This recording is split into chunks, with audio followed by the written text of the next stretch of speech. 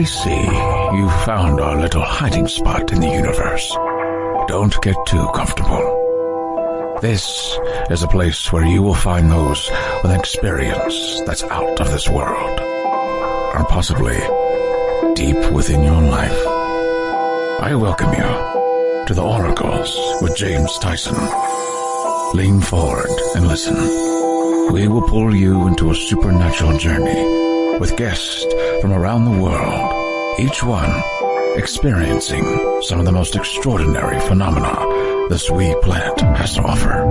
Now, here are the... Thank you, Well, thank you, Liam, my funny little alien friend. And thank you, listener and now viewer, for tuning into this episode of The Oracles with James Tyson. I really appreciate you dropping by. Thanks. And I know these videos take a while to come out because my Patreon subscribers get them first because they're subscribers and they pay the big $3 a month. So eventually they'll come out on YouTube. So just deep breath, relax. You'll be able to see them. Today we have Lisa Morton. She is a self-proclaimed reformed screenwriter. Yes, she's working in the Hollywood kind of thing. She's been doing that for many, many years. She's born and raised in Southern California, born and raised in Pasadena, lives in the LA area.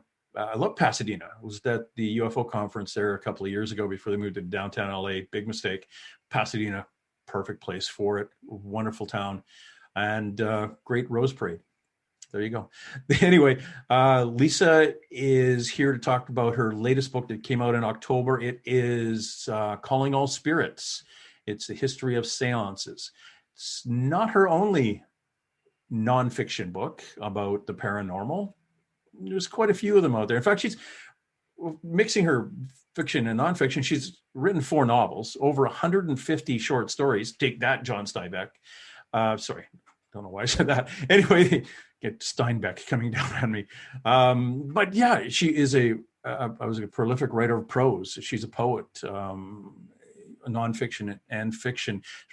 She's won 6 Bram Stoker Awards for horror writing. One of the, I think it was one of the guides to reading or horror reading guides. She was. It was commented that her writing is consistently dark, unsettling, and frightening. So yeah, she's right up our alley and what she deals with. So what we're going to talk to her about is this book, Calling All Spirits, which again came out in October. You can get it anywhere a book is sold on the Google web. Go to the Amazons, have them deliver it to your house. Go to her website, lisamorton.com. Again, lisamorton.com. Look at the myriad of books and writing she has. If you like fiction and horror and spooky stuff, you'll find it there as well as the nonfiction stuff that you and I like to talk about. A great person and wonderful conversation. We do not get right into her book. Like, we're not going page by page. You're going to have to buy it. And we're just going to give you some teasers on it. We do talk about the Fox sisters, who kind of started the whole kind of seance culture.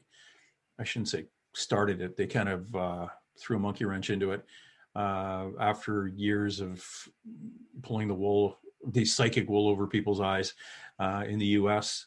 But touch on them. We do touch on the relationship between Sir Arthur Conan Doyle and Houdini, and kind of how they were both polar opposites on, one believed in spiritualism, one didn't. And by the time the relationship ended, they completely flipped around. And the whole spiritualism and psychic world is what severed their families' relationships. They were no longer friends after that.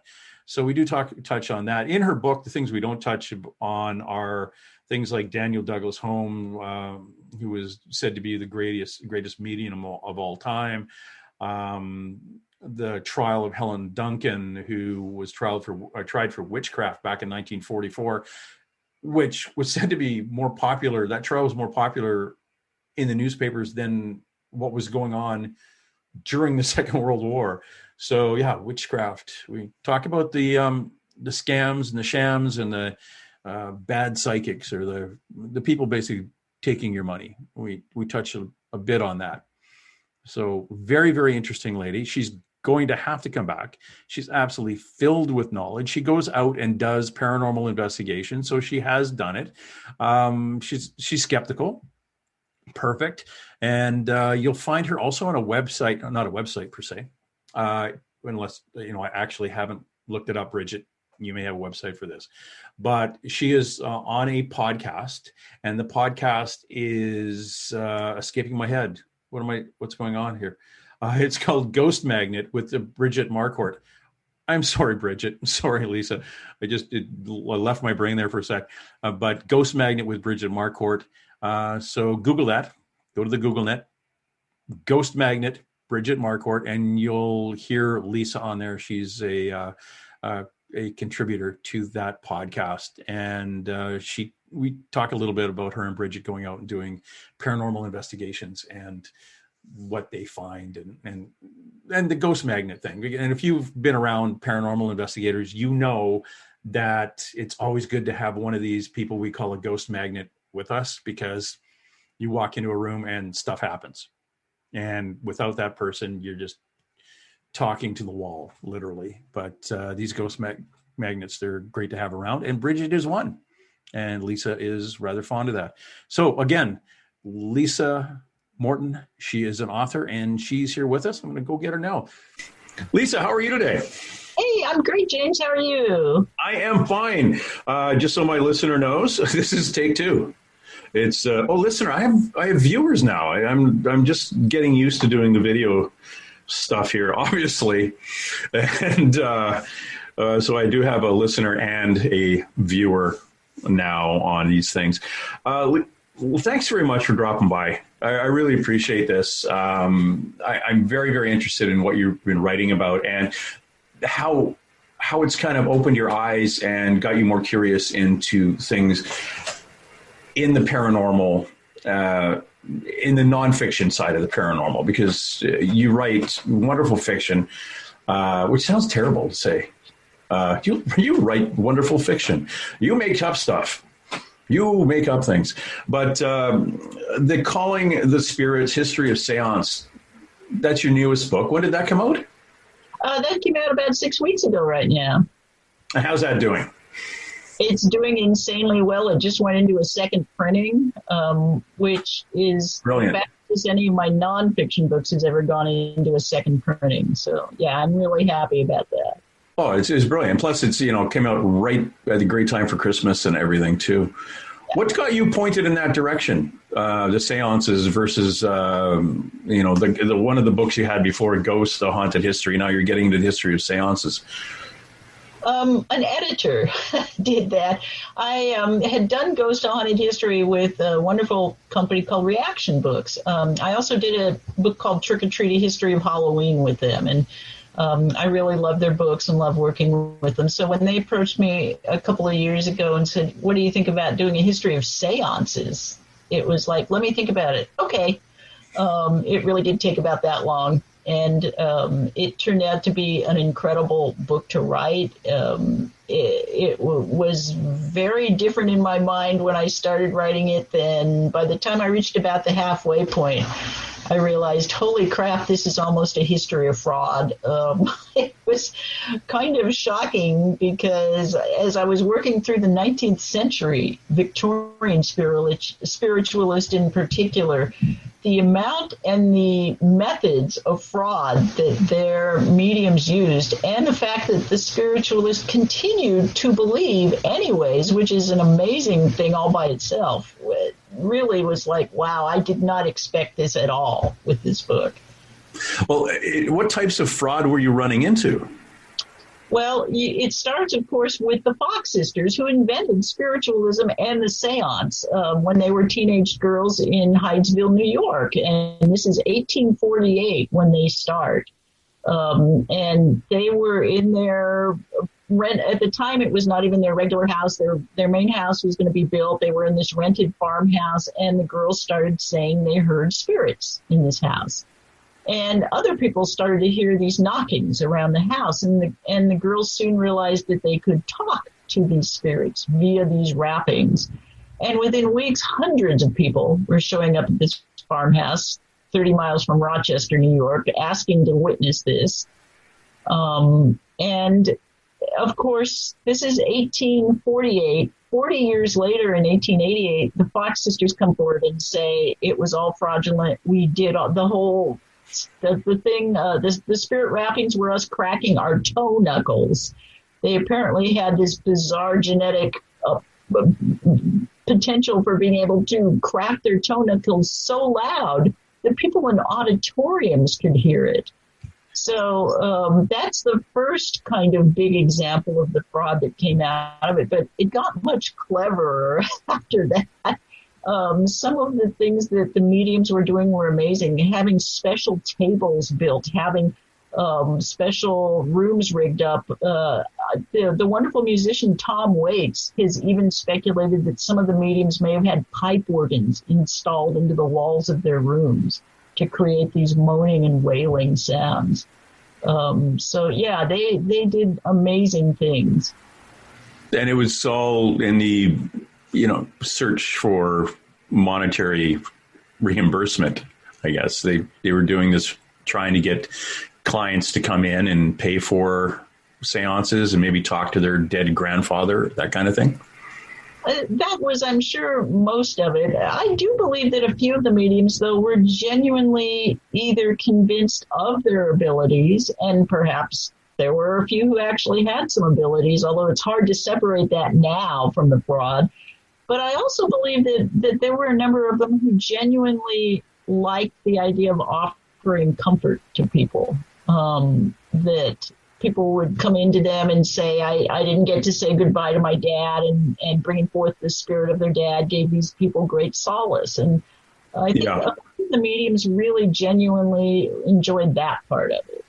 Yeah, and that's an ego-stroking thing, too, at times. I know certain fraudulent ways of approaching a subject when you're a medium. One of them is called a cold reading, where I would ask you, Lisa, there's a mail coming through, and this is legit. I'm going to do this. I shouldn't say it's legit, but I'm making this up. But I want you to answer the questions truthfully. There's a male coming through, and he's holding his chest. Do you have a male in your family who's passed of something in the chest? No. Oh, damn it. Because 70% of men who die are chest-related, heart attacks or lung issues or something like that. So if you have no relatives that ever died of a heart attack that are male, good for you. but most people do. So the psychic or the medium would say, well, the male coming through, he's holding his chest. So it's somebody who's passed as a result of something in his chest. And they'll throw that out to an audience, like a group of people. Does this resonate with anyone here? And you get a hand coming up. Sounds like my father. Okay, it is your father. He wants you to know he's in a very good place. And you think, oh, that's great, because that's what you want to know. And by the way, you have something that belongs to him, don't you? Oh, yeah, I do. Well, we all have something that belongs to our dead fathers. Right, of course. Yeah, so you throw it out, got somebody who died of something in the chest, one of the hands goes up, now you're gone. You sound like you're a rock star medium, but you're making it all up. Right, sure. And that would be the kind of thing that, but it makes the person feel good. Especially when you say something like, oh, and you just have to know he's in a very good place. Right. Yeah, my problem with some of the psychics who operate that way is that they are both very expensive, and it doesn't end with one visit. And if you can come back with $100, we can talk more to your father, or I hear your mother wants to come through, but I'm going to need special equipment. I mean, that kind of scam. Yeah, I've been seeing a lot. I got hit up on Facebook probably 3 weeks ago by somebody who came through and legit a Facebook profile of a medium who sent me a private message saying, would you like a reading? And I said, no, thank you. I'm kind of read out. But I have a very important message for you. It's like, that's like a bait and hook kind of thing. So, you know, and I looked up the person. I said, and I put a post on my Facebook. This is a scam. And this lady gets a hold of you. Then I got somebody getting back to me. Says, no, that's a real medium, but it's a fake account using that person's name.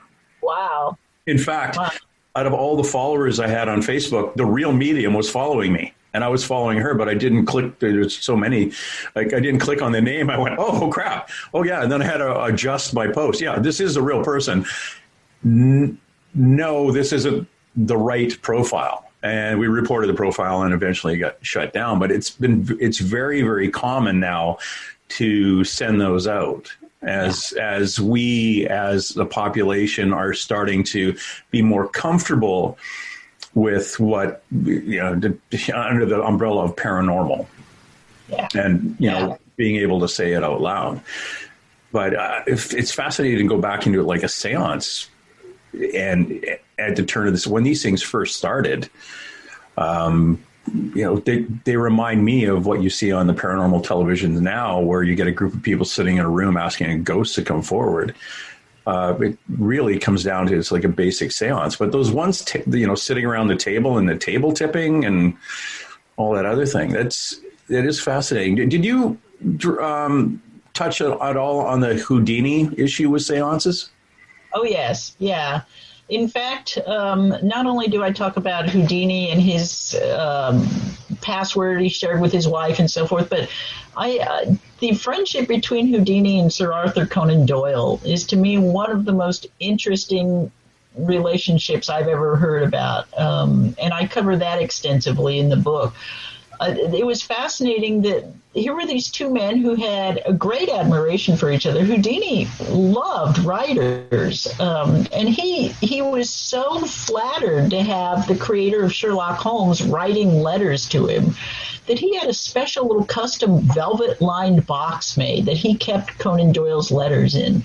He had an amazing library at his home, and in return, Conan Doyle, of course, was very interested in Houdini, the great magician. And it was interesting that when they were young, Houdini was kind of the believer because he always wanted to find his beloved mother. And Conan Doyle was the skeptic. He was a medical doctor. And they flipped as they went through their lives. And Houdini, of course, became the most famous, probably, debunker of all time. And Conan Doyle became the guy who toured the world lecturing on spiritualism.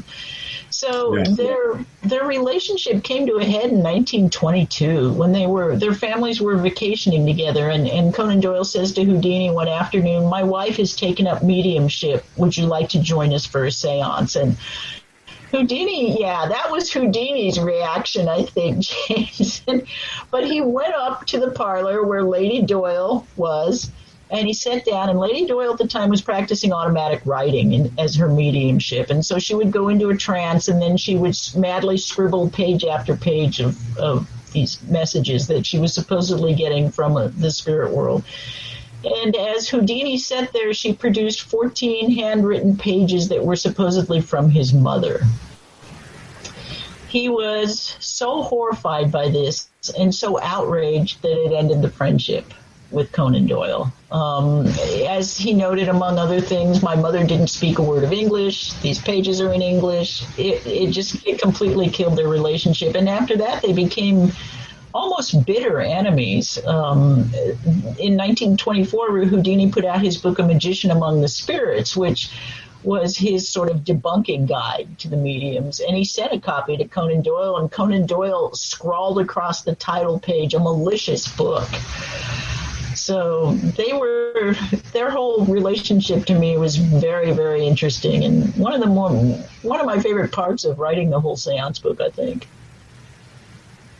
Oh, sorry, you faded out in the last part. What was it? Oh, I think that their whole relationship was actually one of my favorite parts about writing the whole seance book. Oh, nice. I know they also used to, I think the two of them at one point used to hang out with Bram Stoker, the Dracula author. Oh, okay. That I didn't encounter, but I can see that. Sure. Yeah, that was just one of their kind of peer group. I think more Sir Arthur Conan Doyle than Houdini, but Houdini was like in the clique of, oh, you're famous and you're woo woo and you're kind of out there kind of thing. But I could see Houdini, like he was very upset. His cause was more to do with his mother and the trickery around it. And he was, my understanding anyway, is that what you found too? He was kind of getting really pissed at these people who were kind of trying to lead him on. And he was a pretty mechanical thinking, he could put things together pretty quick in his head and with great attention to detail. Yeah, absolutely. And in fact, one area where I differ from Houdini, because I tend to be a little bit on the skeptical side myself, but he did not believe that a medium could ever offer real comfort to anyone. That's something I don't agree with after doing all of the research for this book. I believe that is a genuine ability that some mediums possess. He was so against them that he thought even any comfort they offered people was somehow dishonest.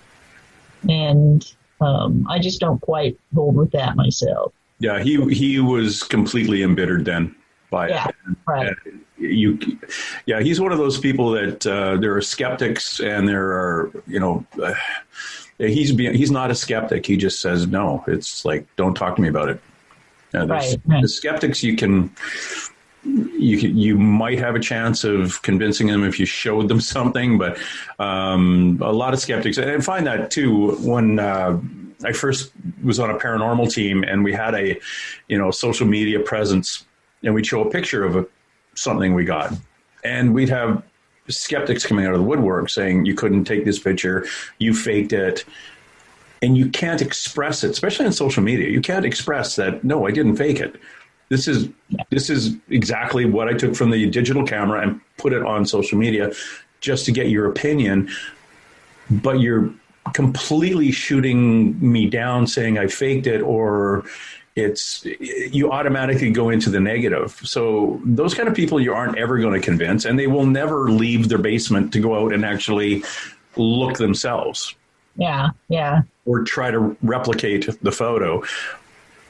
And you just have to block them out and let that go and kind of be a little more open-minded, and then and call out when you do see something that's bogus, like obviously bogus, or something that's really, really being portrayed in a negative fashion.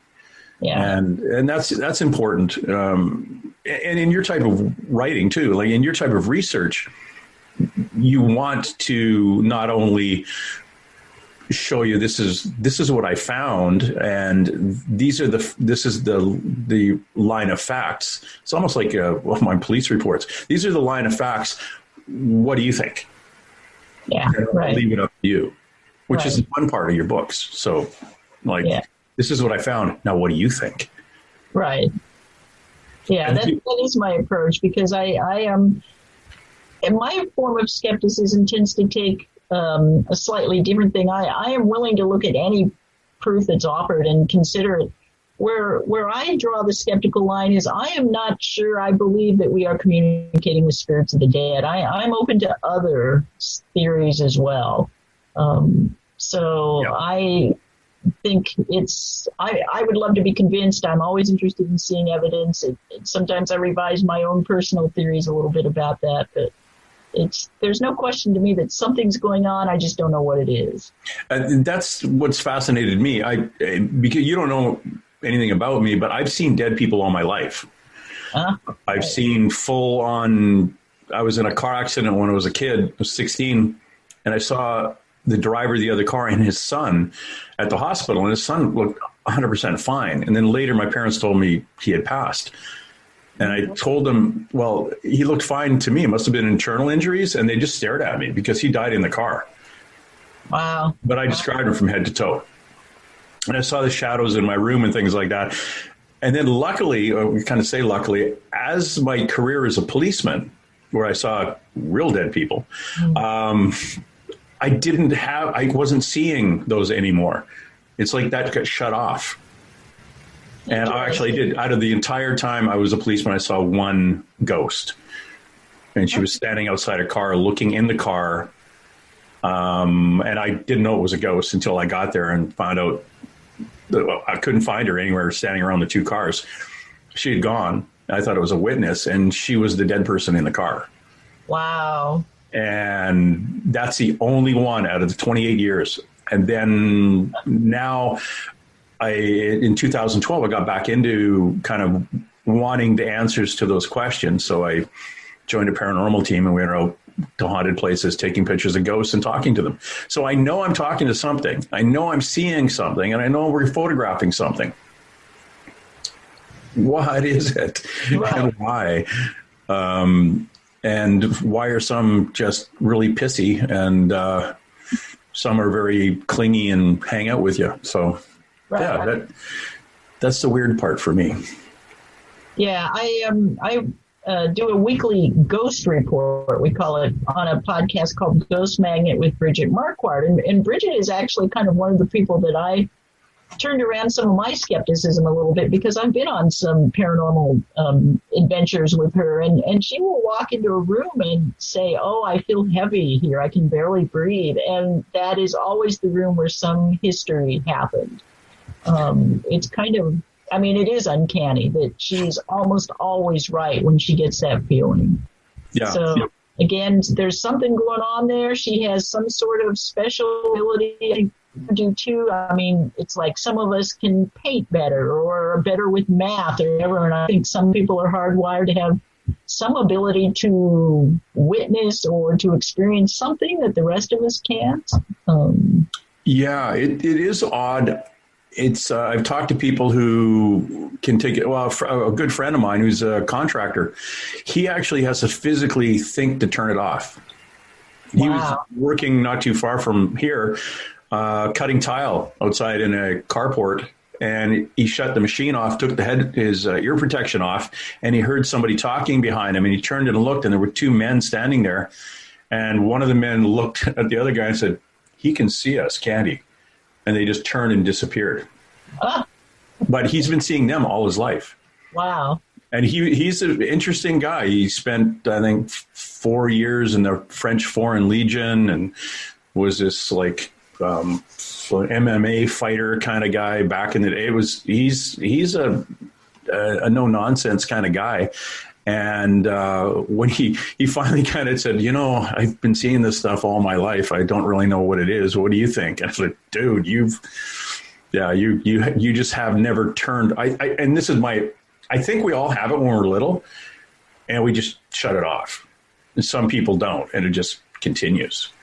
And he just never turned his off, or his never got blocked by, skepticism, religion, science, all these different things that tell us that these things should not exist. So who knows?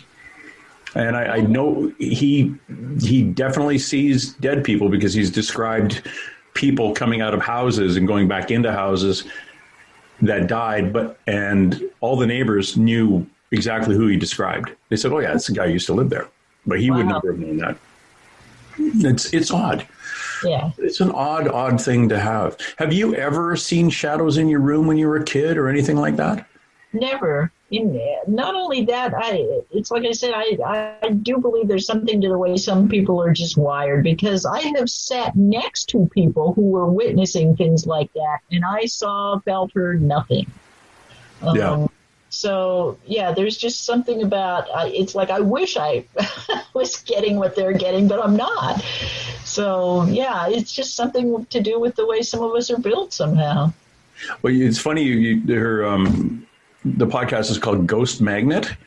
Right. Uh-huh. Yeah, we have people in the paranormal community here we call ghost magnets. Right. Yeah, they'll walk into a room, and we know that they're going to come up with 10 photographs that no one else will. We've set tape recorders out, 3 or 4 tape recorders, and we'll get something on 2 of them and not on another one, or we'll get something audible where we all hear it and it's not on a tape recorder. But it seems like the ghost magnet really activates all these weird things, we'll call them ghosts, activates things in the room. And if we were, some of us were sitting there, we wouldn't hear it without them being there. Yeah, and as you were saying, Bridget is someone who has had this her whole life. So, I've never seen anything like an apparition, shadow figures. I sat next to somebody at a paranormal investigation in the Stanley Hotel. He said something was touching him, and I mean, I'm 3 inches away and nothing's happening, So I do not disbelieve him at all. He's a friend I've known for years and years and years, but somehow he experienced something I didn't. I did have something weird happen at the Stanley Hotel investigation, though, which was one of the things that I could not explain that kind of made me go, okay, whoa, that was strange, with a spirit box of all things.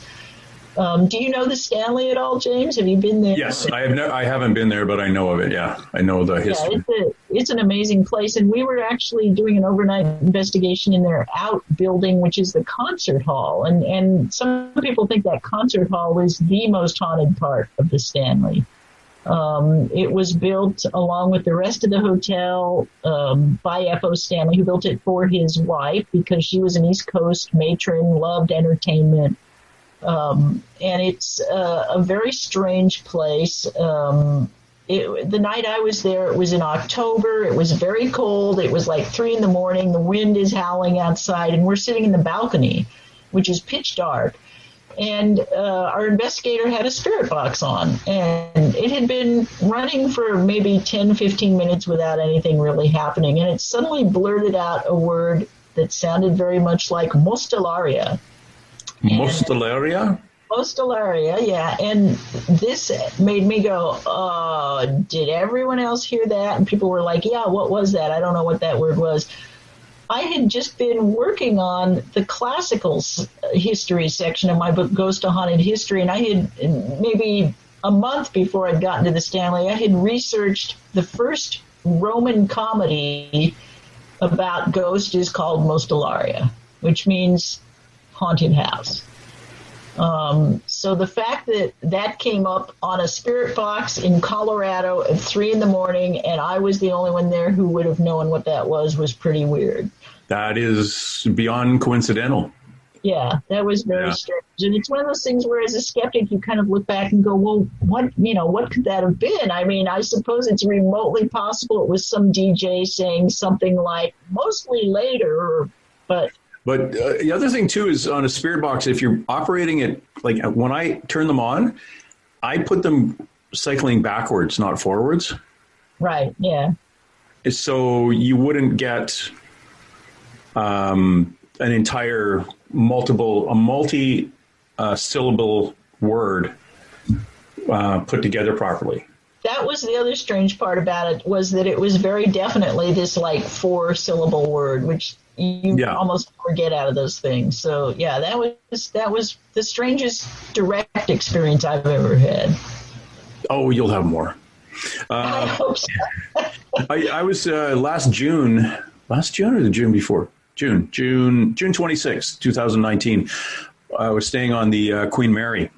Oh yeah. It was a very warm, very, very warm evening. Had the porthole open. And God, it was freezing cold at 4 o'clock in the morning. Absolutely freezing. And didn't even think anything of why it would have been so cold. Got up, shut the porthole, got in bed, put the blankets up over me. A second later, they all got pulled off and thrown on the floor. It's like, wow. And I had meditated and put a little bubble around me. Please leave me alone. I'm just here to sleep. So the next day I did the spirit box thing, and actually I didn't do a spirit box. I put a recorder up and I said, were you trying to get my attention? And yes. Do you need some help? Yes. Well, if you let me sleep tonight, I'll help you later. So we eventually crossed over a guy named William who died on the boat back between 1939 and 1945, a crew member who had come there specifically because a friend and I, a psychic friend, she crosses people over. And I guess he knew it, and he came and got my attention. And I just was not prepared for it at the time. But yeah, there happened. There's some very, very interesting areas in LA. If you get a chance, he's very eccentric. Go up to see David Omen's house. I've been to the Omen house. Yeah. Okay. Yeah. Yeah, I did a thing there, and I was watching. Every time we mentioned the name Zach Bagans, stuff got thrown off the fish tank. It was amazing. Right. Yeah. And if you know David and talked to him about the whole Ghost Adventures thing, you'll understand why. They did not like that, those guys at all. But that was kind of interesting for me. That I thought, okay, this is, I knew David from interviewing him, and like I say, he's a bit eccentric. And I thought, okay, what's this going to be like? And I was very surprised that it was as active and as physical as we found it that day. Yeah, it was very, very interesting. Did you get anything when you were there, or? Very minor. We had there was a crew that had been there earlier that had left behind a child's keyboard, like a little piano keyboard. And at one point we were kind of asking for something to come forward, and the keyboard played a little tune for no apparent reason. That's a clue. That was pretty strange. And it was interesting that was the one time that I've done any of these where a lot of the activities seemed connected to me. When I would ask the question, the thing played, or Bridget would say something is here. By the end of the evening, David Omen was telling me that Sharon Tate really liked me, which, it's one of those things where you're both kind of skeptical and, wow, that would be cool if it was true. Yeah, and now, just to understand too, she's not a ghost. She's actually crossed over. Okay. But her energy comes back and checks up on her old boyfriend, who is a ghost. Right, okay. So she comes and goes. And David is that way connected.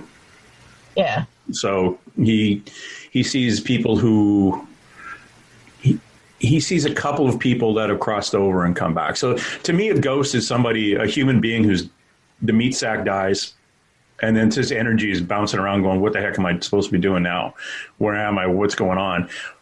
Where those kind of people I call spirits, they cross over and come back, and usually they're not seen. Those are the ones that, like, you got the 2-year-old talking to the invisible person, standing in a crib, and you show them pictures of the grandmother who's passed and like 5 other older people, and the little kid goes, that's the lady who talks to me. Yeah. Yeah. So those people have crossed and come back. So as a paranormal investigator, you never really, like, they're not really interested in coming forward and talking to you. They just like, no, move on, living people. We've got stuff to do here. Yeah. But interesting. What other, have you done the Queen Mary paranormal thing? Oh yeah, I did an overnight investigation there in the engine room mostly. We were in a few other parts of the ship. We did go into the closed first class pool. We did, yeah, and it was very weird. Nothing happened there, despite the fact that Jackie, the little girl spirit, is supposed to be found quite often in that area. It was creepy and weird and disturbing, but nothing happened. In the engine room, we had a couple of odd things where, again, it was the kind of thing where I'm standing next to a really good friend who did the investigation with me, and she says something's talking to me, and I'm hearing nothing. So that was another one of those experiences where I kind of envy some people who seem to be tuned into this stuff where I'm not. But I loved being there in the Queen Mary. We also got to spend a few hours in the one cabin that's supposed to be very haunted. The room number escapes me at the moment. Yeah, that one now, they shut that one down for the longest time. For years, they shut it down. Right. Because people... Actually, they've even taken the room number off of the room because people are stealing it. And it was an office for a while. They had, when I got to, this was just about, 2 years ago that I got to go in there. And it was an office, and there was nothing interesting about this cabin whatsoever in terms of how it looked. It was not even as beautiful as the regular hotel rooms are on board the Queen Mary. But again, we had nothing really interesting happen there. The engine room was where we got our most interesting stuff. Yeah, I didn't recall getting much out of the engine room, but I was also with a group walking through it. So it's kind of hard, to get stuff, like go off by yourself for a bit. But the pool would have been interesting. That room, the scary, haunted, spooky room that was closed for such a long time, they've opened it up now, and it's 3 times the amount if you want to stay there overnight. Oh, wow. They've ghost tourism to that room. It's like, I think my room was about $90 and that one was $360, $370. Oh, wow. But they said, well, everyone asks for that room. Well, that's why you've jacked the prices up. And they put in a game, they've got a Ouija board in there. Oh. They've got how to play the game Bloody Mary or something. It's like, okay, can you make it any more spooky? You're right. Yeah, actually, if it is like some kind of weird, extremely haunted place, just crank it up a little bit more for your clients. But that was a little, I'm not a big fan of ghost tourism. Taking an old asylum and charging somebody $300 and selling them beer and to go in and talk to the dead people that may be in an old asylum who were absolutely tormented in life. Right. And now you're going to go poke a stick at them. So, not a fan of that stuff. Yeah. But respect is definitely an issue in some of this stuff. Yeah, it is something. If you buy into the belief of these are dead people and they're dead humans that are stuck and they don't really know what they're like, where they are. And that's why I always been told you never want to say when you come into, especially going to somebody's house where they think their house is haunted because cabinets are opening and closing and TVs are coming on in the middle of the night. You never ask the question, hey, do you know you're dead? Because if they don't, at least you get to go home after an hour or two. But that ghost is now going, what the? And spinning in the house and the doors are flapping and things are going sideways. But you have no idea why they're trapped there. And that's kind of one of the things we run into when we're crossing dead people over. There's a number of reasons why they stay behind. And once you identify the reason they're there, they're easy to move along or cross over, I guess is a term. But it's just one question mark. You never get the answer, but you get 5 more questions. All right. And in your seance book, do you get up into modern seances at all, or what people do now? Yes. You were mentioning earlier the idea that paranormal investigators sit in a circle and call on spirits and don't think that they're doing a seance. I actually have a theory that the 19th century spiritualist seance, when it entered the late 20th century, it split and it went off into 2 directions. So on the one hand, you have the mediums from the spiritualist age who now become our superstar psychics. And as you were talking about, many of them are practicing cold readings. They are trance mediums, not physical mediums, so much like the spiritualist mediums were. But then on the other hand, you have that interest in the scientific side of ghost hunting with the spiritualist who thought that everything they did could be proven scientifically, and that has become the modern paranormal investigation. So I really think spiritualism, which is still around, by the way, I shouldn't make it sound like spiritualism went away. It has changed, but it is still here. It's still a recognized church in both the UK, the US. But I really think that it did become those 2 branches. So I am absolutely with you that when you are doing a paranormal investigation, you are in essence conducting a seance. And it's interesting that not only does the paranormal investigation employ the scientific apparatus that many of the the spiritualists were using in the 19th century, that kind of thing. I mean, they didn't have spirit boxes, of course, but they had other things.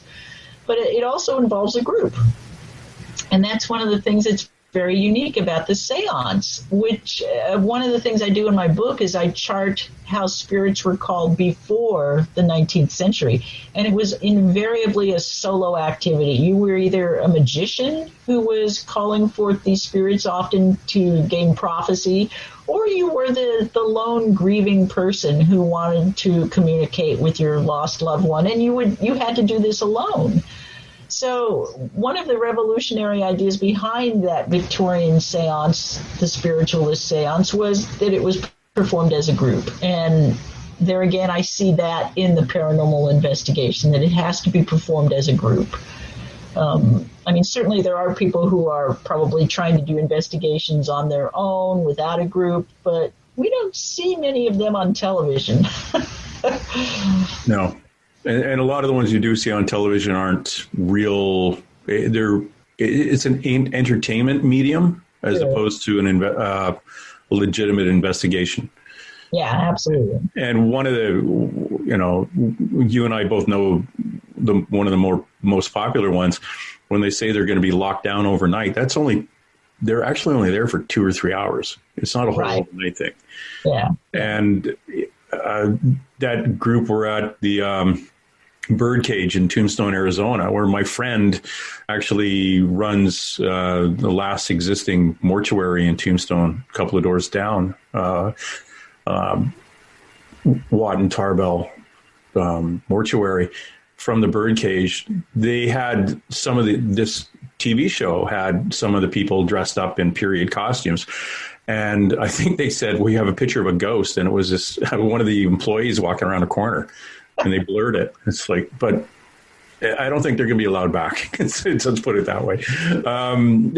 It was entertainment only. But you go back 10, 15 years when the very first paranormal television shows started coming out.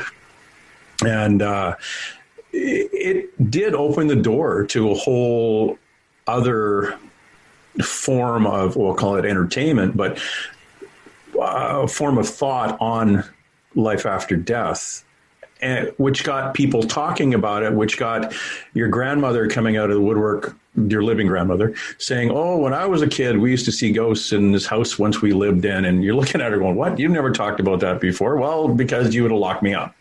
Yeah. But now the guys on TV are talking about it, and and it expanded into Bigfoot and ufology, and more people are comfortable with mentioning it over supper than they were back 30, 40 years ago. Oh yeah, definitely, yeah. And it's interesting that it actually all started with a British show called Most Haunted, which preceded Ghost Hunters here. Ghost Hunters kind of exploded in the U.S. Most Haunted came first and was a similar kind of show. It still is airing, and but they employed much more they had a medium who was always involved with Most Haunted, and Most Haunted was also a little bit more dramatized, deliberately, almost archly in some cases. If you watch some of the Most Haunted episodes, they're lit like an Italian horror movie sometimes. They're certainly very entertaining, but so is Ghost Hunters, so is Ghost Adventures. I'll put these things on every once in a while when I watch a bad horror movie, because they're often far more entertaining than bad horror movies. I like the Dead Files because I'm a policeman, and they've got a retired cop, and they have a medium, and they actually come up with a solution. The people's houses they go to are like, they're not like, I think there's a ghost in the closet. No, my 8-year-old sees 5 people flying out of a wall, and there's something coming around a corner, and all our dishes get thrown against the walls. And so they're lucky enough to be more popular where they can pick the weirdest places in the U.S., travel to them and go, yeah, your house is friggin' nuts. Right. And you should move. Or you need a shaman, or you need a priest, or you need some gasoline and a match, because you got to get out of here. You've got to do something. So I kind of like them because there is kind of this is a challenge you have. this is a possible solution. Go. Where the other ones are walking around saying, well, we filmed for the last 8 hours, really 2, and we didn't get anything. Like, I've been on paranormal teams where you get photographs of ghosts every 2 weeks. Yeah, right. And you watch some of these television shows, and they've been on for 10 years, and they haven't got one yet. It's like, well, come out with us on a weekend. It's, my gosh, you can get them, but again, you've got to get your ghost magnet. You got to get your Bridget to come with you. Yeah, definitely. Yeah, but she's gonna get them going, and that is still fascinating for me. And I would always, and I'm one of those people who defer to I'll bring a psychic on a paranormal investigation, because you're in a hotel. Instead of going to every room to find out where the ghost is, the psychic will say, room 23. Well, You've never been here before. I know, but room 23. So it cuts down to 6 hours of wandering through a building. Right. Yeah. So it's funny, when you were talking about the Stanley Hotel, you said the ballroom was quite active.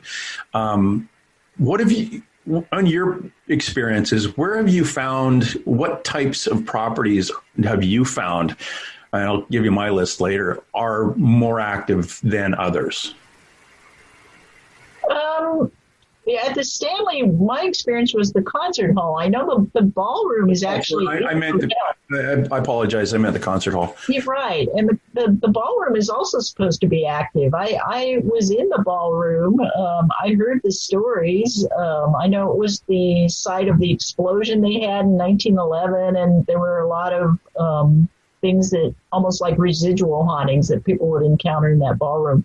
I didn't get anything there at all, but the concert hall was very active. I mean, with the Stanley, there is that theory that one of the reasons it is so active is that it's built on this massive deposit of quartz that is there on the side of that hill. Now, I don't know. That certainly isn't the case with the Queen Mary. It's not sitting on any bed of quartz. And yeah, it doesn't need to. It's sitting on moving water. Right. And it's made of metal. Yeah. So, and it's surely one of the most haunted locations in the world, I think. So, I don't know. It doesn't seem, the Omen House is another one that is built on the side of a mountain, and there are some odd magnetic anomalies within that part of the Santa Monica Hills. And it's got big iron girder, like things going in, 4 big posts that go into the side of the mountain. Yeah, and did you actually get to go down to the very bottom of the house? In the basement, in that little dirt area. That weird thing, we were standing there you're standing in a guy's house staring at the side of the mountain. It's really strange. I mean, my dad had a house a little bit like that when I was a kid up in the mountains here above LA, but I'd never seen anything like that, and there was a weird feeling in that room. Even for me, who doesn't get that kind of stuff, just this sense of like almost that pressure that this mountain is like standing there right there next to you is really strange.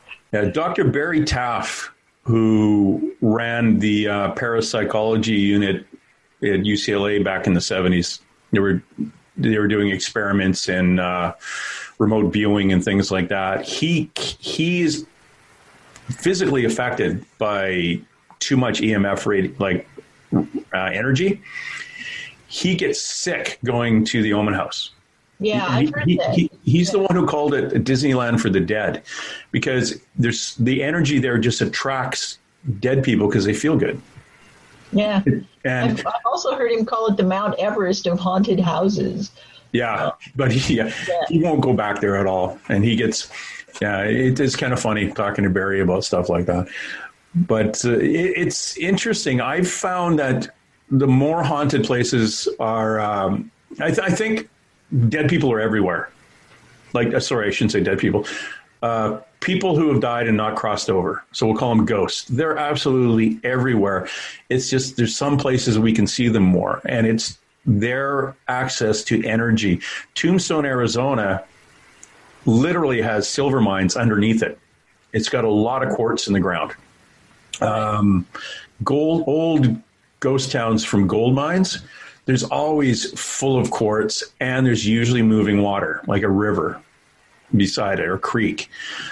Some places, underground rivers and underground creeks. Here in British Columbia and Washington State, we have the tip of Vancouver Island, and across from that is the top of the Olympic Peninsula in Washington State. The Pacific Ocean squeezes in that point twice a day.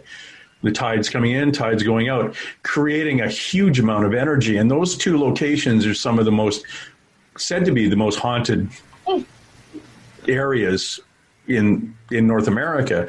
I don't think they're that more haunted than anywhere else. It's just that something that is energy can tap into that and become visible. Railway stations, where the tracks, where the railway tracks maybe cross a river not too far away. You'll see ghosts a lot of times. People say, well, I see them walking along the railway. Yeah, they're walking all over the place. It's just you happen to see them there. And of course, when we're doing paranormal investigations, we always seem to have more activity in schools, churches, hotels and bars, and theaters. Those are because they're full of positive energy and people going there being happy. It's just all the ghosts kind of go down and hang out and feel and kind of live and get a little bit of a rush off the energy of the people that are there and go back to the places they had fun. And maybe the old abandoned theater is still full of ghosts because they're all watching something that happened back in the day. Who knows? Again, a basket full of question marks to go out and do stuff with. Although here in LA, we have a couple of haunted theaters where it seems to be less haunted by people who had a good time and more haunted by people who wanted to be stars and failed. So they're just not letting go. Yeah, I think the Pantages in Hollywood is one of those. And it used to be I mean, it still is. It's been a movie theater. It currently is like a Broadway theater in LA. And it's supposed to be fairly haunted. And I think their spirit is said to be somebody whose career failed. So. Yeah, fascinating. We had one of my friends is paranormal stuff here in Vancouver, and they were at it's a studio up Lionsgate. Well, you heard of Lionsgate Films, right? All right, sure. Yeah. So Lionsgate, there's an old distillery, Park and Tilford Gardens, which was turned into television studios years ago. That's where I was filming Airwolf back in the 80s. That was one of the first productions there. One of the employees passed in a car accident, I think a year or two ago. And they were doing a paranormal investigation in the studios. And they have a picture of her wearing the same clothes she was wearing when she was in the car accident, standing in a doorway, and another ghost a little bit closer. But the girl... Wow. And one of the people on the investigation was a friend of the girl who passed. Oh, interesting. Yeah. So she's back at work because she liked to work. Right. Yeah. So that's interesting. It's like sticking around at your place of employment because that's where you felt better. And then we have the 4 reasons why people allegedly don't cross. Is one is their children, and they really, they're going to wait for mom and dad because they don't know who this person's coming by saying, come on, you got to go with me. No, stranger danger, waiting for mom or dad. Those who don't know they're dead, whole other issue with like explosions and stuff like that. Those who have a fear of crossing because of a religious belief, like I coveted my neighbor's wife, therefore I'm going to go to hell, so I'm not going to go. And the other ones are they still think they have something to do, or they're still not finished what they were doing for somebody else, like building something, or I can't leave. I'm a nurse in a hospital. I can't leave my poor patients, that kind of thing. And they'll come back and they'll not cross over because they perceive they still have something to do. So a lot of times those people will hang around at work. The theater, in the theater, the actor, I never got to where I wanted to go. So let me keep trying here. I can actually be around people who are doing stuff, and they're not going to ask me to leave. And I actually think that's right, because one of the interesting things to me is how few cemeteries are really haunted.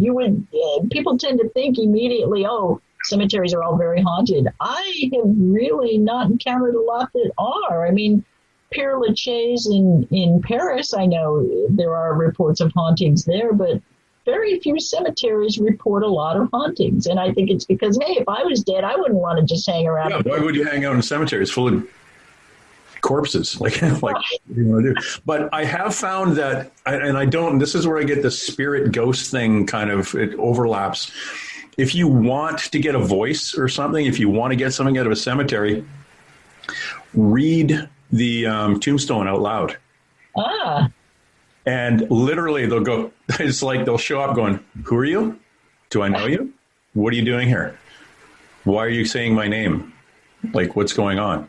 If you've got Bridget with you, if you've got your ghost magnet, they'll come through and want to know who you are and why you were reading the whole family's names on the tombstones. Right. Yeah, or you'll get the one that maybe, well, I ran into a ghost. I was walking down the street. We were at a theater, and across the street from the theater was a shopping mall. But back in the 1930s, it was a mortuary. When the mortuary got torn down, a bunch of the dead people and the reason they're hanging out in the mortuary, this lady we were talking to, she was waiting for her husband. She passed first, and she didn't want to go until her husband left, and she waited in the mortuary, but he died somewhere else and was taken somewhere else. So when the mortuary shut down, she moved across, like they had shamans and everybody, every religious denomination came in, blessed the land, moved. I guess some people may have crossed over, and others just, I'm going to still hang out. I kind of like this area. And they came across the street, and they were in the theater. So she was this very proper lady describing to us what the neighborhood looked like in the 1930s, where it's right in a downtown city, but the horse barns were down there, and these people had a garden over here, and she wasn't going to cross. There was no way. She liked the theater. She liked the energy of the theater, and she was having fun. So wow, excellent. But that's a great story. Yeah, but she was hanging out in where dead people hang out. Yeah. And that was the first time I ran into an actual or perceived to run into somebody who's hanging out in a place where there's dead people. But that reading the tombstone thing, that's about the only way I've ever got a voice. And they're very, very questioning, or they're like, who are you? What are you doing? I don't want to talk to you. Right. That's it. They come in, look, go, we're gone. Mm-hmm. Yeah. But I was in a cemetery in Cuba, in Havana. It's huge European, like above ground crypts and things, and it was amazing in there. And this is before that side of my brain kind of turned into going, oh, we should talk to a ghost. But I often want to go back and go, oh, this would be kind of cool. Not that I speak Spanish, but that would be kind of a cool place. It would. It sounds somewhat similar to the cemeteries in New Orleans, which are all above ground because the ground is so soggy. So. Yeah, that would be cool. So seances, huh? Now I want to have a seance. Or should I? What do you think? Have you had a seance? I haven't really done one since I did the book. I mean, as a kid, I did things with friends and that kind of thing. But I would really love to do one now that it's led by a real medium. There were a couple that were going to happen until the pandemic came along. So I am waiting for things to open up again, and then I definitely want to take part in a few. Oh, you have a pandemic too? So do we. It's that apocalypse. It's really thrown things for a loop. But I've saved a lot of money in travel. I videotaped a seance for a friend who had it at a little woo-woo store that had a lot of psychics working at it. And they had a seance. So I went and set up camera systems for them. And we used night vision and infrared cameras maybe to see if a spirit came through, we could get a picture of it, but nothing. Yeah. But that was it. Do you ever use a Ouija board? Again, just, have As a kid? messed around with it as a kid. Yeah. Yeah. I was interviewing a lady, Karen Dahlman, who's like the queen of the Ouija boards, and she uses them like you would use a spirit box to talk to somebody. Mm-hmm. And she was telling me it's all about the intent. As long as your intent is positive, you're not going to open a door to some creepy thing. And, focus, intent, and love, and light, and woo-woo. So as she's describing it to me, and I'm doing a podcast, and she's describing it to me, and I'm thinking to myself, maybe I should try it. I really think, and I'm talking myself into it. And I got grabbed by the back of my collar of my shirt and pulled back in my chair. It's like a thump, and it scared me. And I turned around thinking it was my daughter. I could come in the room and snuck up on me. My heart was in my throat. Not a soul in the room. Wow. And I was told by a psychic friend of mine, it was your dad. He stepped in to say, no, you're not going to use a Ouija board. Huh? Basically say, no, you're not, because no matter, it comes down to intent. And though I may have thought my intent was pure, I may have been thinking, oh, what if I do something wrong? So I would open a door to something creepy, which is a whole other, that's your next book. Yeah. Yeah. Actually, it almost is.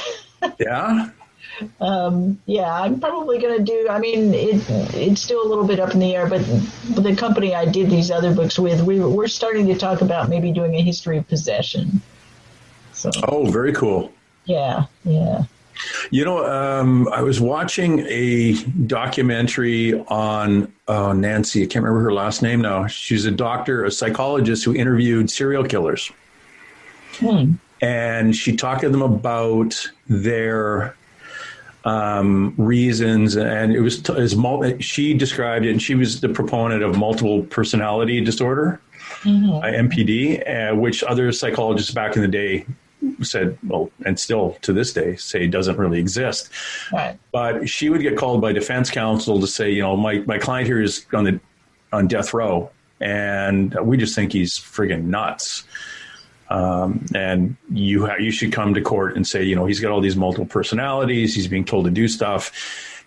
Somebody stepped in, and because he was abused as a child, at this point, he's created this other entity that protects him, which is the violent one. But when that entity isn't with him, he's very docile, and he's got another entity, which is, and I'm looking at it with my woo-woo side. I'm going, friggin', he's got all these really nasty ghosts to step in and take over.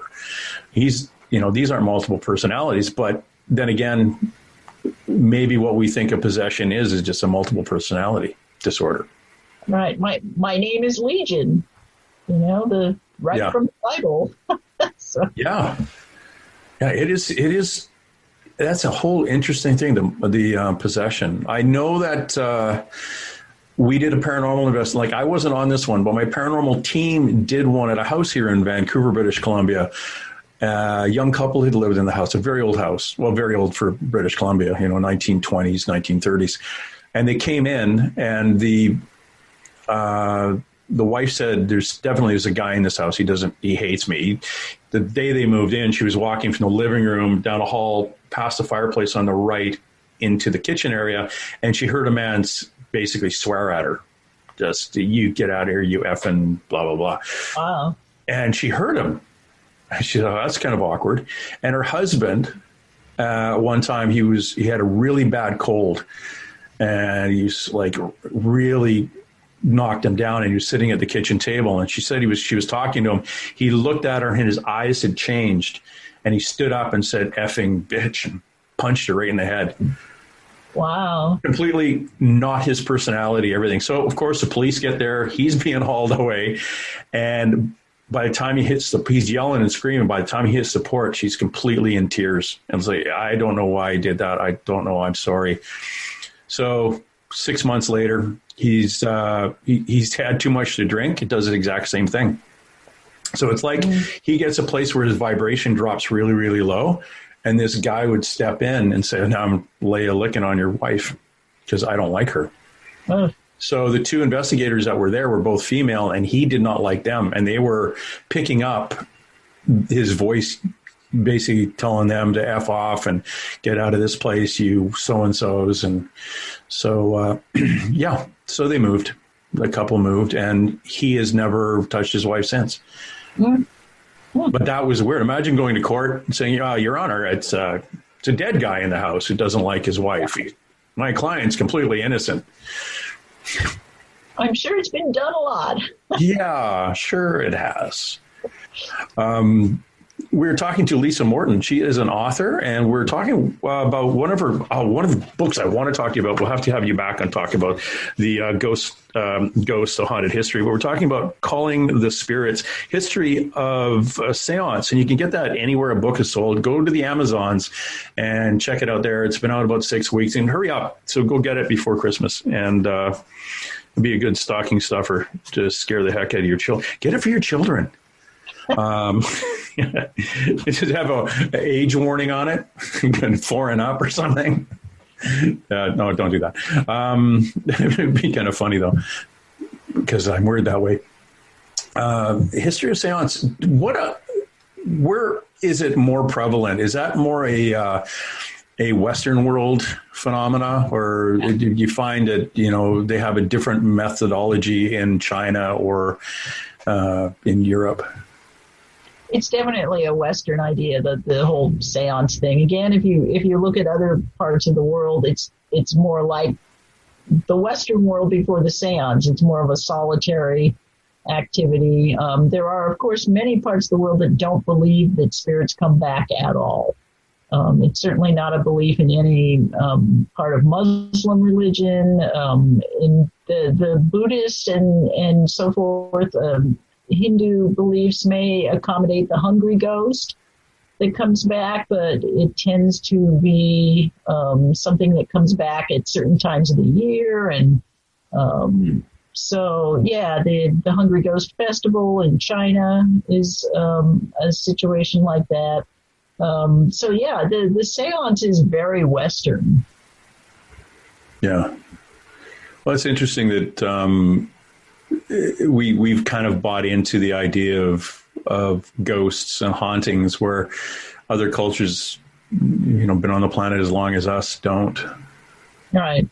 I know that we have a large Chinese, and I mean off the boat Chinese population here in Western Canada, and that culture is very, very superstitious when it comes to the dead.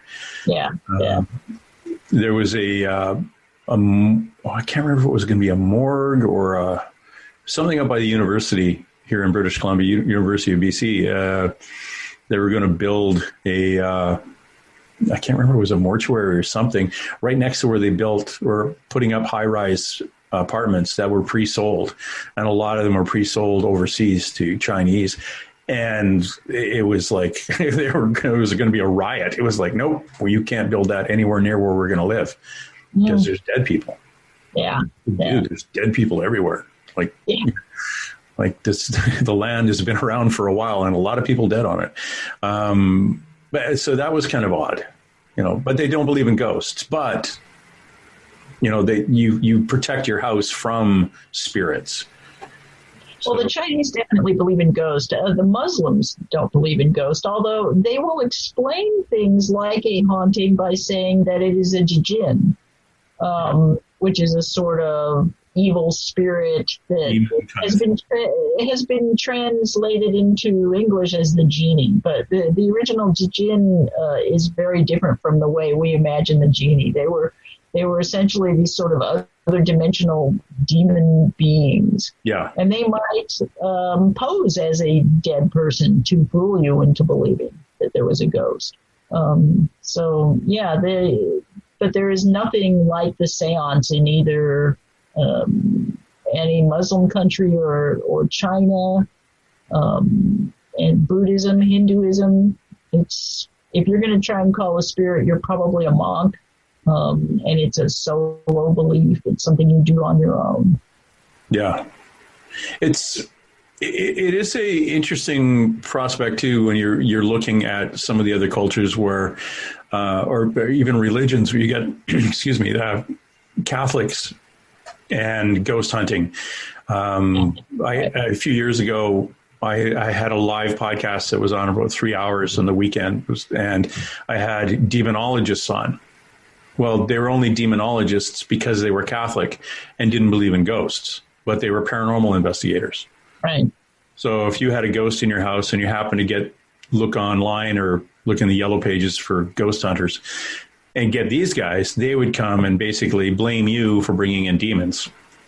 Right. No, I think it's my grandmother. She said I was going to have a really good life. Nope, it's a demon. But she said really nice things. Nope, it's a demon. Really? It's like, why? Because I'm Catholic and we don't believe in that stuff. Right.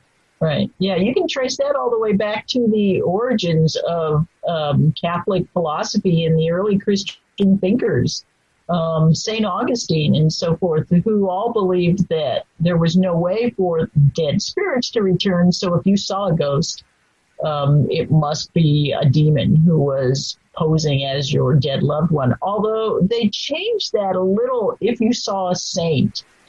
If the ghost that you saw was a saint, then that probably really was the saint. Well, that's good then. Yeah. Yeah. Or no.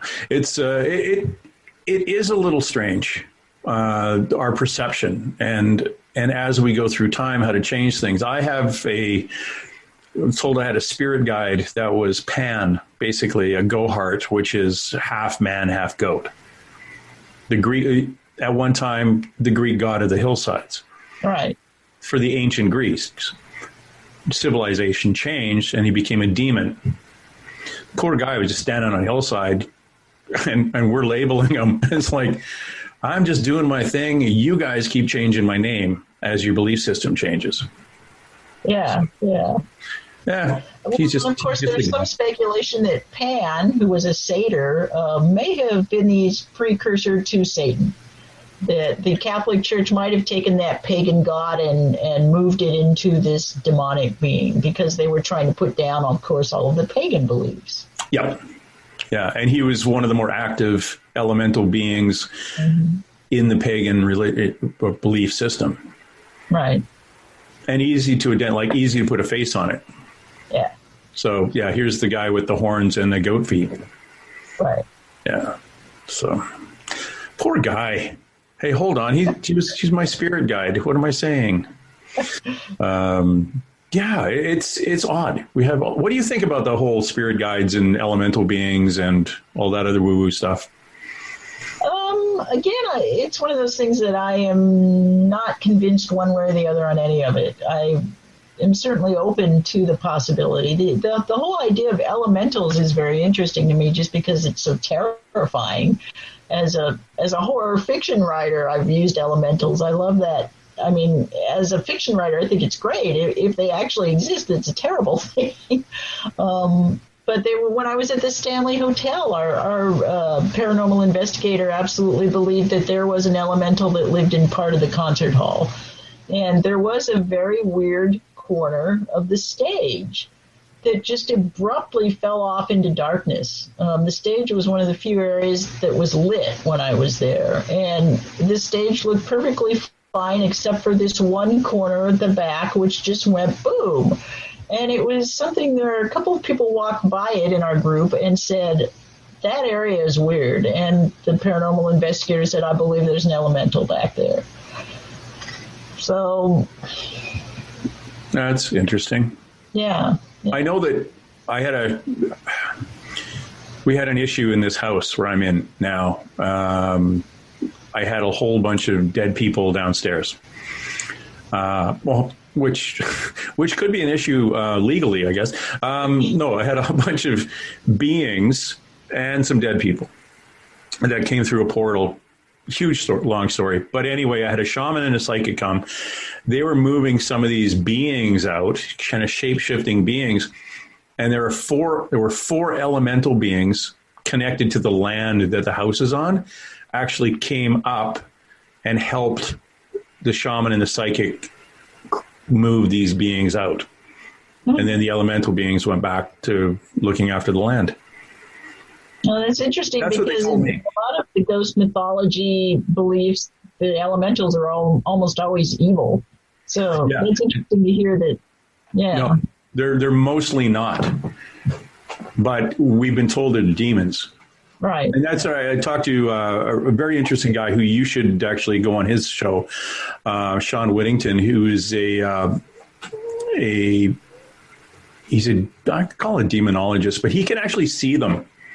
And he'll come up to a house, and he's in Las Vegas. He'll actually scream as he's coming up to the house.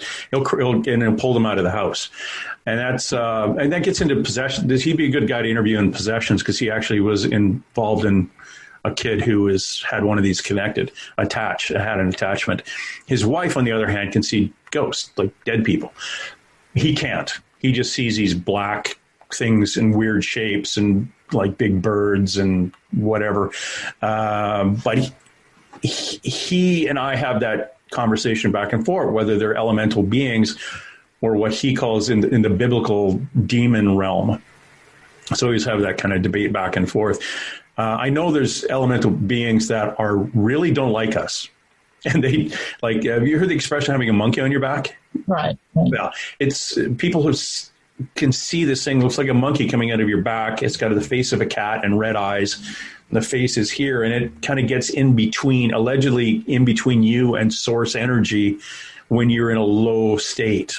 You're a higher vibration person dropped into a low state through illness, addiction, or drug use or alcohol use. It attaches and then feeds off the energy that you should be getting and keeps you low. And even though you can go through recovery, it's still attached. And you walk out and boom, back into addiction. You literally need it removed. And then once it's removed, it doesn't leave you it doesn't go that far. It's just waiting for you to dip again. Because that's what it does. And that's a jackass elemental being. But definitely falls under the demon category. If you had a Western religion background, it's like, holy crap, that's definitely a demon. It's got red eyes, looks like a cat, and it's sucking the life out of a person. Yeah, pretty much. By my understanding, that's an elemental being that just feeds off humans. Wow. But again, that's maybe the next book after that. Yeah. We'll keep going through your book system. But this is the fun thing about being on these kind of shows or talking to people like you is I get to learn all the stuff that you've gone out and investigated. And then I can kind of poke around at it. So now I have to go get your book. Oh, no. And read about seances, which it's always kind of fascinated me. Now I'm actually wondering if there's any. Well, no, I do seances, or I used to. I just do the paranormal investigation thing. To me, that's a seance. I can do it. I don't think table tipping is going to really help. Right. Or, spilling water. Did you find that there are people charging for seances nowadays?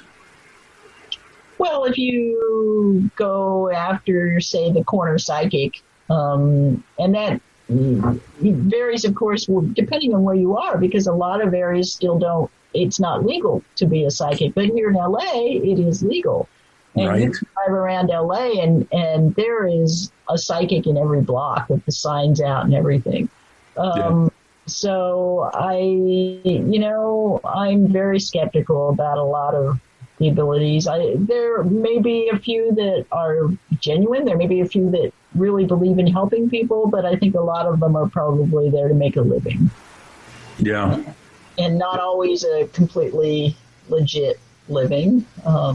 So, like I said, when I was researching the book, I came across a couple of those long-term scams that they will pursue, where it will be just this endless, oh, wait, your mother says that there's something you have to know, but we're going to need this special equipment, so you have to give me $1,000. Oh, wait, I can restore. There was one that was amazing. There was one scam I read about that was a psychic. A man wanted to know what had happened to his lost love. And the psychic ended up telling him that the lost love was dead, but she could reincarnate the lost love for him. And this guy got taken to the tune of like $150,000. Oh, geez. So yeah, that was a disturbing one. So we had a couple here that were picking on West African communities, a West African psychic / witch. And she would, for $500 a month, she would make sure evil spirits didn't affect your job search or your kids' schooling and things like that. And, all you need is half a dozen clients at $500 to $1,000 a month, and you're doing well. And she was arrested for fraud.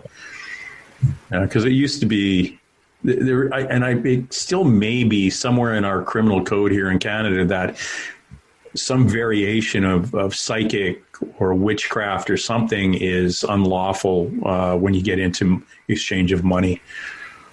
But I don't know if that was, I knew it was in mid 80s. They had a case or a law like that, but I don't know if it's still in the books. But yeah, I know in the U.S. there's a few states that can't do that. Yeah. Can't be a psychic. In some states, it has to be offered as entertainment only. Obviously, all they do is they have a sign up when you go into their room that says this is only for entertainment, and they're following the law at that point. So. Yeah. I will entertain you for $120. Right. Yeah, it's like I do readings for people, but I don't really charge. If they want to give me money, I just send them to my Patreon account for my podcast and say, $3 a month. There you go, $37 a year. Yeah. So if you really think what I did was helped you out at all, but it was awkward. I got asked to do it for money because one of the psychics didn't show up for a week. She was off for a week, and they needed somebody to fill in to read cards. And I said I could do it, but then they said, "Oh, you'll pay a lot for it." I was like, "Oh, I don't know. I'm just starting this. I don't know if I want to take money from people." But the people I read for, it all worked out for them really well. So I did that, but I don't do that anymore. That's not where I'm at in my life. So. There's other people like that. I did interview. I interview a lot of psychics on here. I get like, what was it like as a kid growing up, and what did you see, and things like that. But I did interview a lady here once. She claimed to have worked on a serial killer that was in this part of Canada, and she was, I worked on that file, and I helped the police, and this is what we did. And I'm not looking at her because it was over the phone or doing the interview on the podcast. And I worked on that file. We didn't have a psychic working for us. It's like, you can't be throwing out, I worked on this famous serial killer case, Robert Pickton, and, I was instrumental in file. It's like, you have no idea who I am. I actually worked on that file, and we didn't have a psychic. So smarten up. Yeah. And she would make up a bunch of other stuff. And I literally, because I pre-recorded it never made it to air. I just deleted the whole thing because she was full of crap. Yeah. Yeah. Yeah. I think one thing she did, she predicted an earthquake. She claimed to have predicted an earthquake in Malaysia or someplace. And within 2 years, there was an earthquake in Malaysia. And all of a sudden, she had this following in Malaysia, and she was doing readings for them over the phone for a lot of money. Well, of course, if I just wrote down 100 predictions, the odds are that a few of them would come true at some point or other. So, yeah, I'm not a big believer in that kind of thing. Yeah, I predict there may be volcanic activity in Iceland. Right. Yeah. Yeah. On the big island of Hawaii, there could be volcanic activity. It's and of course, when you're at a certain point in your life when you want to believe and you want to hold out, I need help somewhere from someone, and these people show up. They will even paranormal. Like this is what bugged me about some paranormal teams. They would, you've got a haunted house. And on legitimate, there's something, like I say, banging doors and opening stuff. or there's noises in the walls, and they call the paranormal team and they get in there and say, I've got a shaman who can fix this. You leave the house for, 8 hours and you come back and we'll guarantee this demon will be out of here. And what they're doing is they're catching the raccoon that's living in your ceiling up in the attic. And then they say the shaman says for $300 a month, it'll never come back. Right. And they've done it. And so don't pay for a paranormal team. Like paranormal teams want. The other thing too is everybody's a paranormal team right now who can get a tape recorder and a camera, and you're letting them in your house. Yeah. Who are these people? Anyway, this is the cop in me coming out again. And again, when I got on the paranormal team, I said, well, if you get a phone call saying that somebody wants to talk to you about a ghost in their house, don't go by yourself to talk to the person. Meet them in a public place. Go as a group. Take notes. As a policeman, I have gone to investigations where somebody has written down all the experiences that they've had in the house, the flashing lights, the clicking noises in their wall sockets, and the neighbors listening to me through the wall. They always know when I'm having a bath. Really? And I've written it down. And they've written in the edges of the newspaper, and they've got napkins and they've got binders of information. They're paranoid schizophrenics. Yeah. And if you actually, there is a case here in Ontario, Canada, where the policeman went to I'm being like, something's following me and I've got all these notes. And the policeman said, oh, let me look at your notes. And he took them from the guy, and the guy killed the policeman. Nice. Because he thought the policeman was one of them who've come to gather all his evidence. Wow. So he phoned up the police and he says, yeah, before the real policeman got here, this other guy came and tried to take my evidence and I killed him. It's like, okay, you stay there. And so not that crazy people, or shouldn't say crazy, people with mental health challenges can't live in a haunted house. They can. But it doesn't mean you have to investigate that. Right. You've got to be very careful on the people whose houses you're walking into. And if you have a paranoid schizophrenic person, they are going to hear things and they are going to see things and they're going to make notes of it. And if the police aren't going to help them and the neighbors aren't helping, the landlord's not helping, the paranormal community is now, must be a ghost. We'll call them down and do it. And so be careful when you go to somebody's house. And take witnesses. For anyone. Yeah, take witnesses, record things. Photograph the house as soon as you walk in. Take all the pictures. So when you leave and they say, my big screen TV is gone, you can say, there wasn't one in the house when we got here, according to our photos. So, yeah, it's a weird phenomena right now. And even people opening the doors to strangers and letting them in with recording equipment and to walk in all the different rooms of the house. And I did it, and I was uncomfortable going into somebody's house. Yeah. It's kind of creepy. Yeah. But seances are okay because you can just set up a table in the kitchen and in the dining room and lights and candles. And I don't know. I don't know about seances. They're something that I'm not really convinced of either, that they're any more connected to dead people than anything else. I think anybody can talk to a dead person, whether you can hear them or not. It's a whole other thing. But I am going to get your book because I want to. Calling the Spirits, History of Seances. Lisa Morton. That's kind of cool. Thank you very much for dropping by. And sorry I did all the talking. Oh, it was fascinating. Thank you.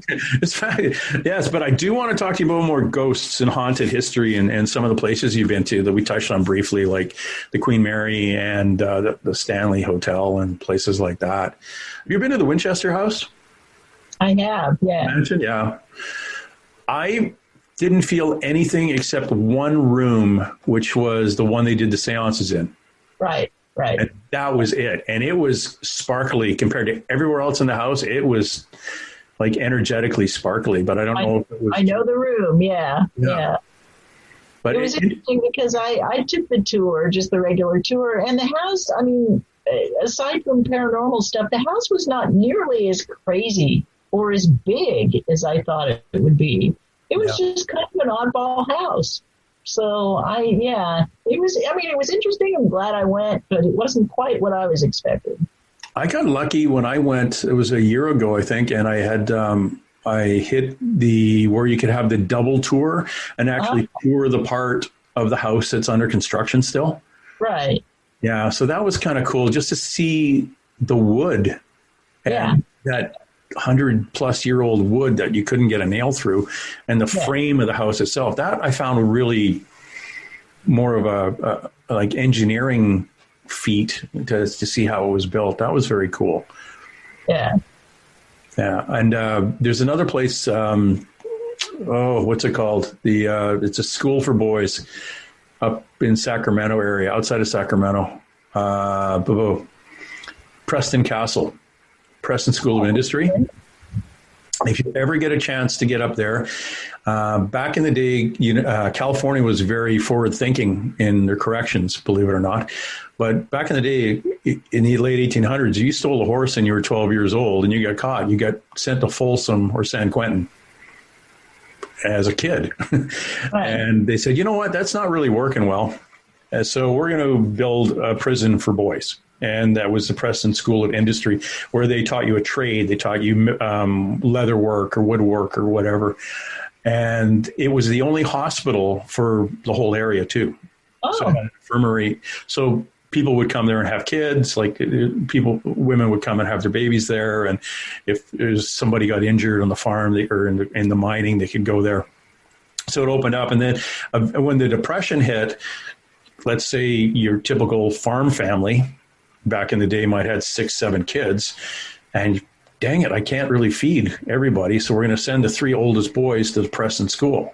So they started mixing the kids who were there sentenced to be in prison there along with everybody else. So it was a very, very interesting school. There were a number of deaths in the school. One of the kids got shot by a guard and was killed. Allegedly, it was a warning shot. The guard said it was a warning shot, but shot him in the back. A few kids died in school. A rumor has it, when you go on the tour there and do the paranormal tour, that the doctor, if the school didn't like you or you were causing problems, if you went to the infirmary with a broken leg, you may die. They would literally put you to sleep there. And there was a rape or murder, or there's a murder of one of the women that worked there. And it was a very famous murder case that I don't believe was solved. My gut feeling was one of the other employees, adult employees, did it. It wasn't one of the kids, but they wrote it off as some kid had done it. But it's a very, very interesting place and very, very haunted. Great. Yeah, definitely will look that up. Yeah, Preston School of Industry, also called the Preston Castle. Okay. It's and they do a little paranormal conference, I think, once a year, where they have a number of groups come, and then you do a big paranormal investigation. Very, very cool place. California's lovely with strange locations. Yes, it is. It's like, yes, I remember Hollywood in the 70s. Yeah, that was anyway. I had a girlfriend that worked. She and her family had a business beside Frederickson of Hollywood and Hollywood Boulevard. It was Book City Collectibles. Oh, sure. Yeah. So the Siegel family and Marcy and I dated when I used to go down there for the winter. And she worked in the place that sold the old autographs and autograph photos and things, and her brother and her parents around the book side of things, which unfortunately is all closed now. But That was a cool place. It sure was, yeah. That with Marcy, I'd poke around a lot of those old places in old Hollywood, a lot of those old buildings and a lot of those old restaurants and places. So funky place. I want to come back as soon as this apocalypse is over. Definitely. Darn it. You doing conferences, or were you doing conferences before the apocalypse hit? Most of my traveling goes to writing conferences. I'd love to get more into the paranormal things. And I know there's the big one that's in Virginia City, I think. Had it not been for the pandemic, I was going to try to get to that one. And I would have seen you there. I had a table there. Oh, wow. Yeah. And then 2 weeks later, I was supposed to be in Tombstone, Arizona for a one there, and then I was going to go to Contact in the Desert and Joshua Tree. And I talk. This is a good place if you get after again, maybe next year. Seaside, Oregon, right on the water, has a wonderful ghost conference there. Oh, cool. And you would be most welcomed as a speaker there to talk about what you've kind of poked around and discovered. Yeah, it would be a lot of fun. That and definitely Virginia City. Yeah, I've got to go to Virginia City next year. Yeah, that's the one I'd really like to go to next year. And Tombstone is good too. Okay. And if you go to Tombstone, there's a Airbnb at the San Jose House, which was the very first rooming house in Tombstone, Arizona, back in the 1800s. And now it's 4 rooms. I think one of the Earps used to stay there. And it's right within a 3-minute walk to downtown Tombstone, which is like a road. But Tombstone's a very interesting place. It has obviously all the fancy history with the OK Corral shootout and things like that. But the history of its growing and the existence is fascinating, just in American history side of things. Yeah. And another good one, if you get a chance, it's a little bit further, is Gettysburg. Ah, right. Yeah. They have some good ghost conferences there and some wonderfully haunted areas. And you will see things there. I guarantee you will see something there, or at least hear it. Right. Gettysburg it's I've weird. heard. I've never been there. Yeah, it's definitely one of the places I want to go. Yeah, lots of places. So much fun. Thanks again, Lisa Morton, author, and I really appreciate you coming by. And we've got to get together again and talk about what you came out of your ghost book with. And I'm looking forward to finding out what this new book you have coming out is all about. Great. Thank you. Yeah, happy to come back anytime.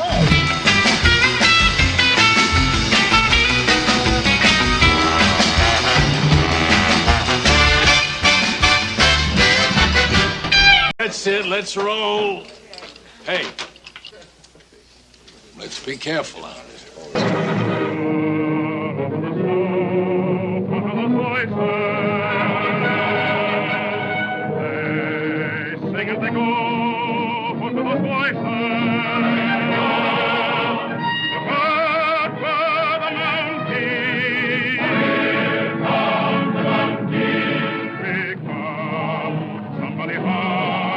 Somebody